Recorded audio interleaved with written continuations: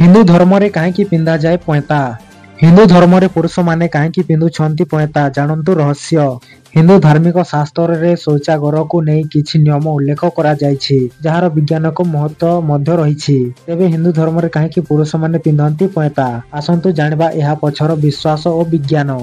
हिंदू धर्म रे प्रत्येक हिंदूंकर कर्तव्य होइछि पयता पिंधबा एवं एहार नियम पालन करिबा। पयता धारण करबा परे द्विज बालकंकु योग्य कार्य करबा अधिकार प्राप्त होइथाय। पयता संस्कार हिंदू धर्म प्रमुख 24टी संस्कार मध्यरु स्वतंत्र।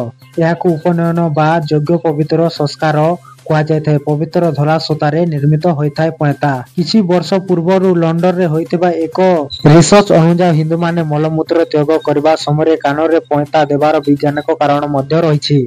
रिसर्च अनुसार शौच समय कानरे पयता देवा द्वारा कान पाखरे जाउथिबा स्नायु उपरे प्रभाव पड़िथाय। रिसर्च अनुसार पयता पिंधिबारे लोकमाने निकटरे हृदय संबंध रोग एवं ब्लड प्रेशर समस्या देखा जाउ न थाए। पयता द्वारा शरीर रे रक्त संचालन सठिक रूप रे होइथाय।